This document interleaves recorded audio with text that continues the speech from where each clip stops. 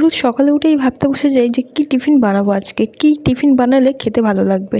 তো আজকে ভাবলাম অত ঝামেলা করে লাভ নেই, চলো ফ্রিজে রুটি যখন আছে ওটাকেই স্যান্ডউইচ বানিয়ে নিই। তো স্যান্ডউইচ বানাতে গেলে আগে তো পাউরুটিটাকে একটু সেঁকে নিতে হয়। তো এখানে আমি আগে পাউরুটিটাকে সেঁকে নিয়েছি, সেঁকে নিয়ে সস দিয়ে এখানে আমি কিন্তু আলু গ্রেট করে দিয়ে দিয়েছি। বেশি কিছুই দেবো না, সেই সিম্পলের মধ্যে কিন্তু স্যান্ডউইচটা আমি বানাবো। তো আলুটা দিয়ে এতে একটু নুন আর একটু গোলমরিচের গুঁড়ো দিয়ে দিয়েছি। এরপর একে একে সবজিগুলো দিয়ে দেবো। তো কমেন্টগুলো পড়া হয়নি তোমাদের, এখন পড়ে নি চলো। প্রিয়া বলেছে যে তোমার ভিডিও খুব ভালো লাগে, থ্যাংক ইউ প্রিয়া। কেয়া বলেছে তোমাকে খুব সুন্দর লাগে, থ্যাংক ইউ কেয়া। তো এমডি হাসান বলেছে যে তোমার ভিডিও আমি রোজ দেখি, থ্যাংক ইউ রোজ ভালোবাসা দেওয়ার জন্য। তো চলো তোমাদের সাথে বকতে বকতে আমার স্যান্ডউইচটা কিন্তু রেডি হয়ে এসছে। এখানে আমি ধনেপাতা আর পেঁয়াজ দিয়েছি, তার কারণ এই দুটো সবজি আমার কাছে ছিল তাই আমি এই দুটোই দিয়েছি। এছাড়াও টমেটো ক্যাপসিকাম দেওয়া যেতে পারতো কিন্তু আমি দিইনি। সিম্পলের মধ্যে চটজলদি টিফিন।